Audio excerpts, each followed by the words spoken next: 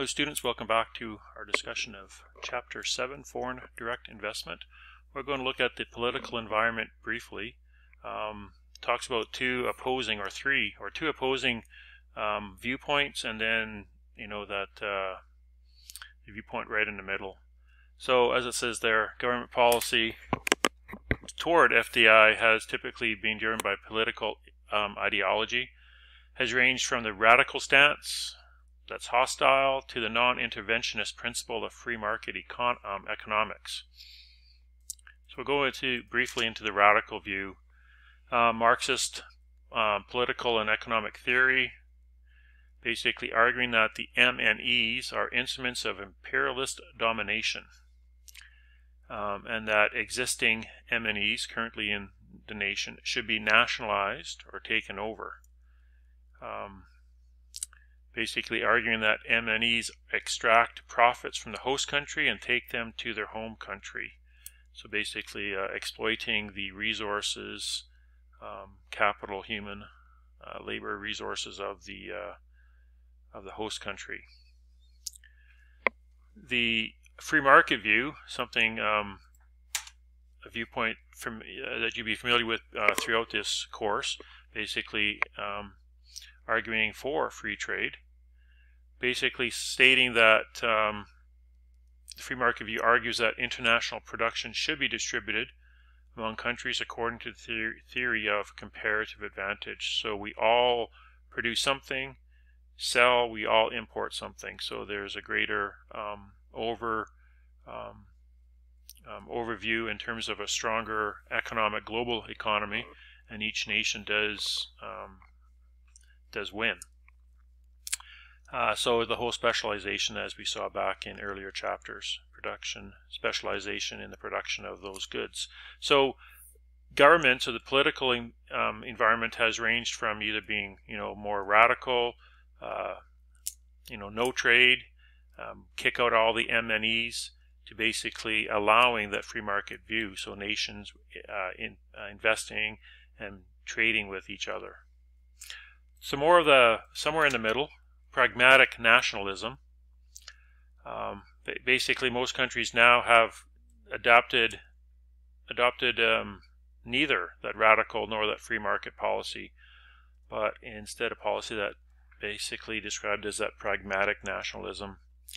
It basically views FDI as having both benefits and costs, which we will spend some time going over in this chapter.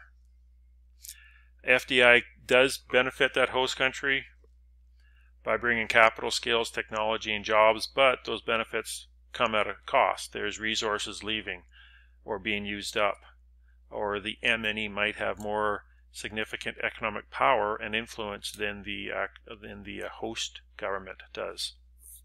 So those are the viewpoints. We're going to go into some of the benefits and costs of foreign direct investment. So this becomes more of a good discussion material for short answer type questions, as well as some solid multiple choice type questions. So we'll go over the benefits to both the host country and the home country. So the host country, they are the ones receiving that foreign direct investment. The home country is the one sending out that foreign direct investment. So some of the benefits, there is that positive contribution by supplying capital to the resource transfer effect, by supplying capital, technology, management resources. MNEs have greater access perhaps to money, assets, capital, so they can bring that in to that host country. Obvious benefit to the host country is employment, jobs. The last three bullet points are kind of the same in terms of the benefit to the balance of payment effect. So instead of importing, the consumers in that host country are buying locally produced goods and services, even though the businesses are owned by foreign business. So as a nation, you would go in, or as a business, you'd go into that host country, and they no longer have to import your product because you're producing it there. So there's going to be a balance of payment effect. There's no imports or there's not as much importing anymore for the consumer. This may also lead to greater exporting. You now, as that firm in that host country, you're producing a product, you may be able to export. So instead of the local consumers purchasing imports, the business can export. So both of those are going to have a positive effect on the balance of payments. The home country benefits. Money comes back into the country. So there's a balance of payments from inward flow of earnings, foreign earnings. And of course there's various laws and regulations about how much money can leave a country and come back into a country. But there are still some earnings coming back into that home country. Home country industries may be exporting materials to the MNE in that host country, which requires an increase in employment in the home country. So yes, if a business leaves the home country to go to the host country to set up shop, to establish a factory or whatever, there's going to be some job loss in the home country, but this argument states that it still could be a positive employment effect given that the subsidiary demands, that new business in the host country may still need some raw material from the home country. So there is still exporting going on, and there's still jobs available. Another argument or benefit is the valuable skills that are learned by the MNE, which can be used in future expansion decisions. So go into the costs of FDI to the nation state. Adverse effects on competition.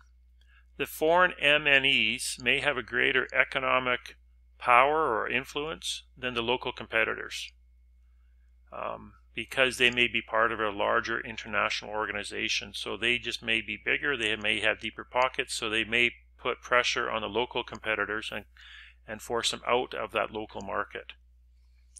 Other costs to the host country are earnings are sent back home, sent out of country. The MNE in that foreign market may need to import raw materials, which will also have a negative effect on that trade balance. So earlier we were arguing that there's going to be less imports, but now you might be importing raw materials to actually produce your product in that host country.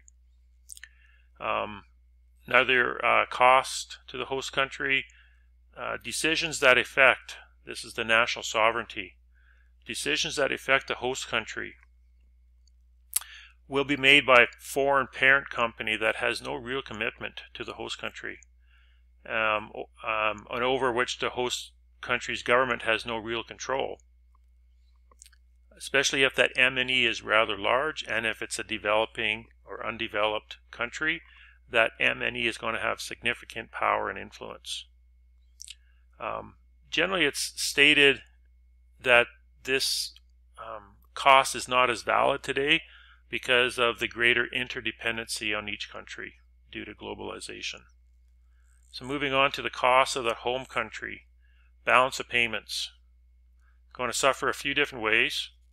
Suffers from the initial outflow of capital. You as a nation or as a business, you're leaving your home country, going somewhere else. This is usually offset by the inflow of foreign earnings.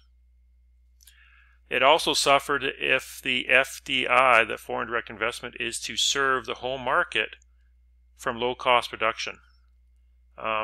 So you as a business, you move out of your home country to go somewhere where the cost of production is cheaper, and then you produce your product there and you export it back to your home country, so that's going to mean import for that home country, and that's why that balance of payment would suffer. It also suffers if FDI is that substitute for direct exports.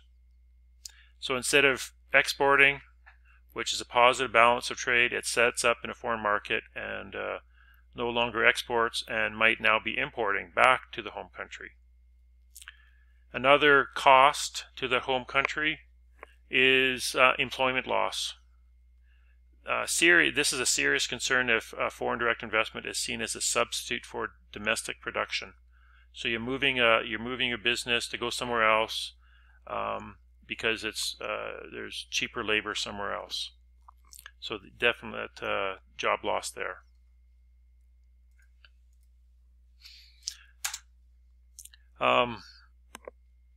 Solid argument. You can read through this. This is what Trump wanted to prevent, and he made some laws and regulations preventing U.S. firms leaving and basically setting up shop somewhere else and then sending product back into the nation. So we'll go into government policy instruments and foreign direct investment in the last couple slides here.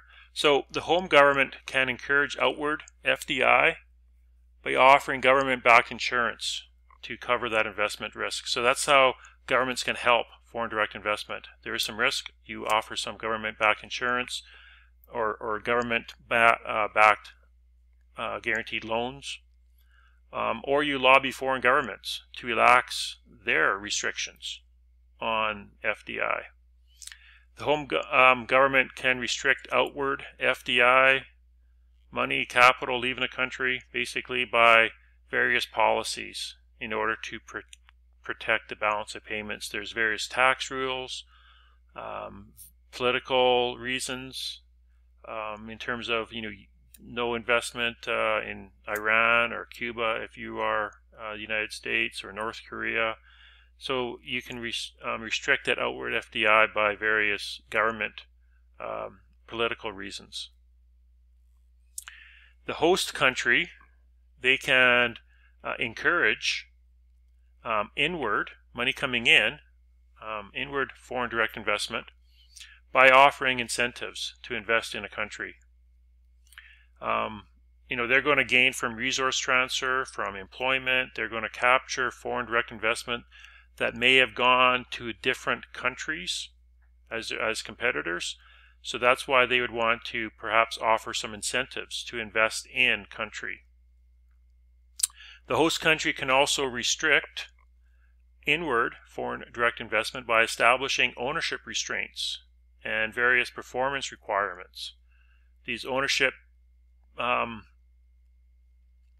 restraints may exclude or exclude various industries or sectors, or require joint ventures, or have different performance requirements in country. So those are some ways that the home country can encourage and the host country can encourage or restrict foreign direct investment.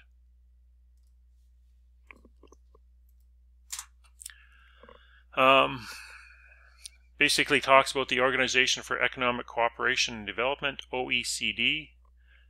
Very good website to look at. The World Trade Organization is in charge of governing the regulations of foreign direct investment, basically with the goal to liberalize restrictions and restraints on both inward and outward FDI.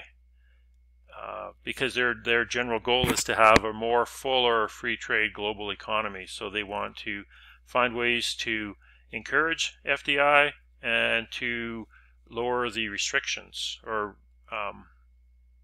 get rid of all restrictions on inward or outward FDI.